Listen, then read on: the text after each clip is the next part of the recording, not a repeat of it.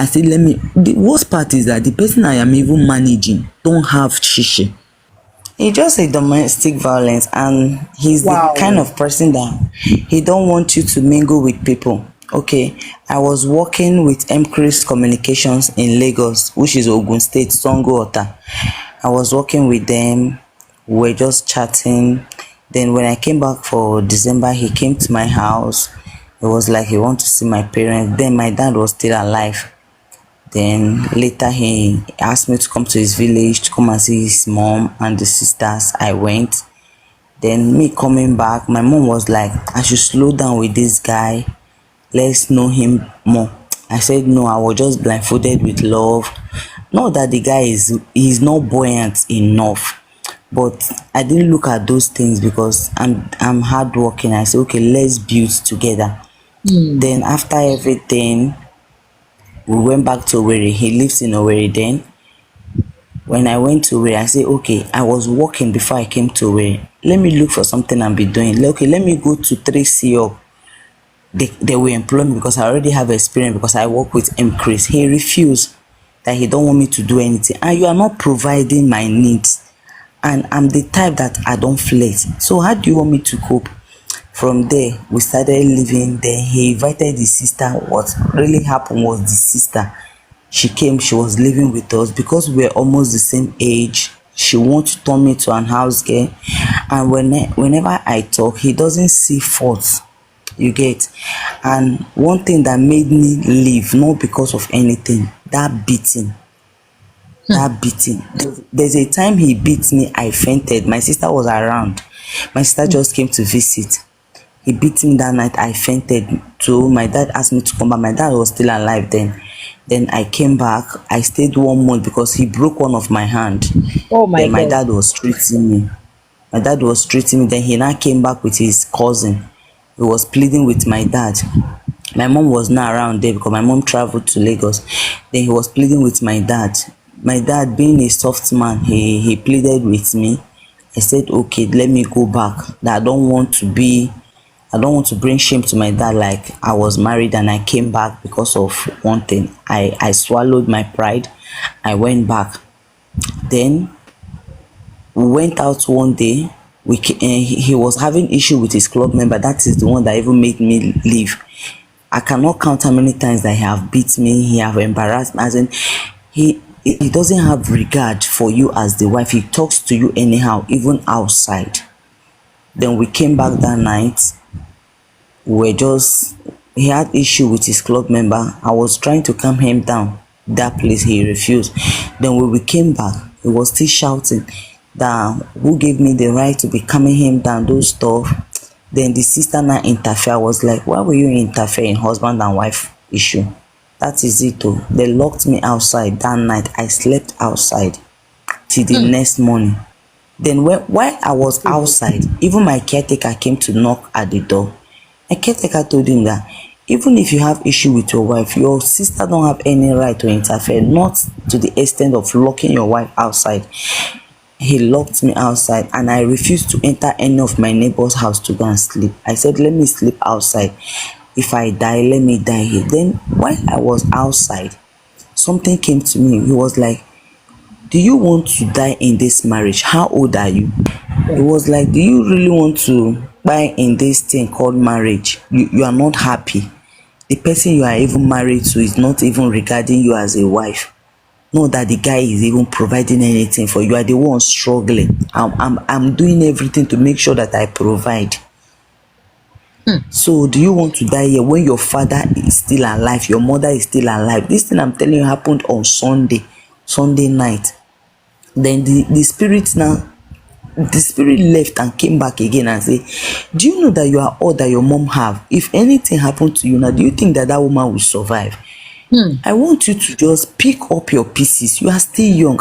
Then outside that I was sitting, another spirit came and said, if you leave, nobody will look at you. Alo chabendina alo baby for ulonya lora alo bata. This is exactly the voice I heard. Then another spirit came again and said, see, let me tell you, if God can do it for other people, he can still do it for you. It's better you live alive. Then after that night, I cried all through.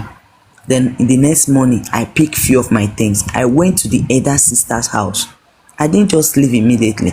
I went to the elder sister's house. I told her, I said, auntie, look at the issue we had last night. She was so mad. She said, okay, let him invite the brother. That where am I going to now? I said, auntie, let me just go to my house.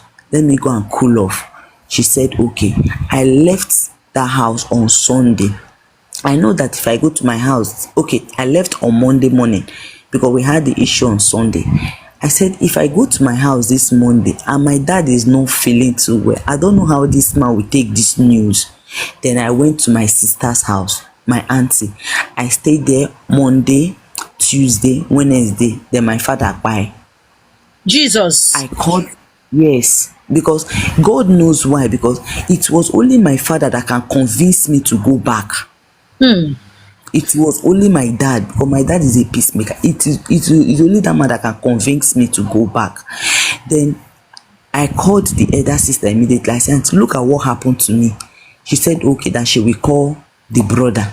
I said, okay. Then the phone I was holding, his club members, they know that is the number they normally use to contact him because he was their chairman.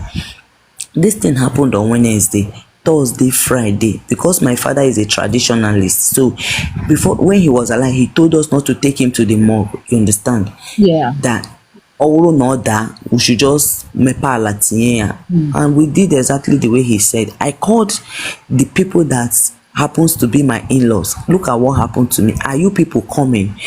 My elders are here. They want to see my husband people.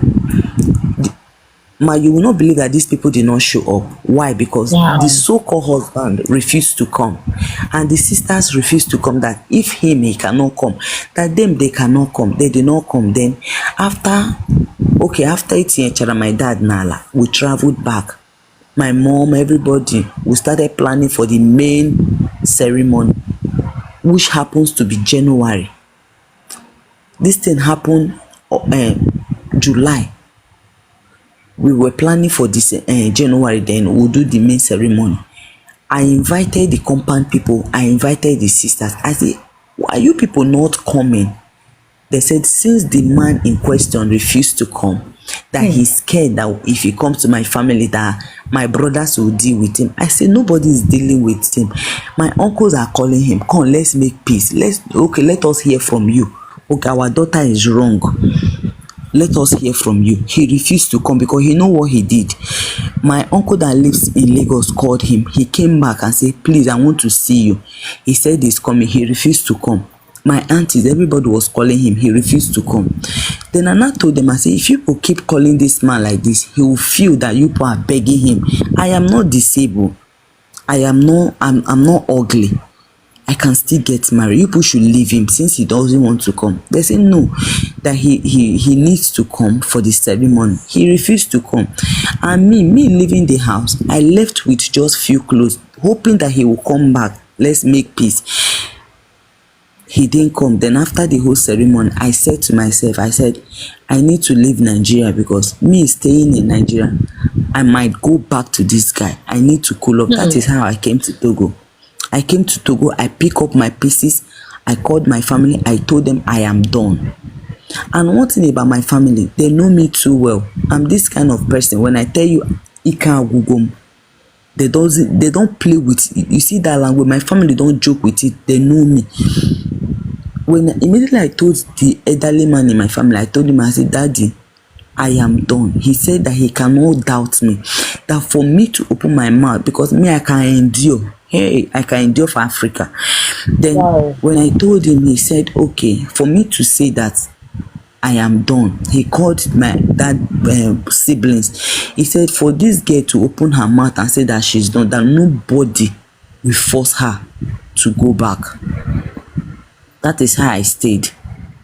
I pick up my pieces. Thank God I don't have a child for him.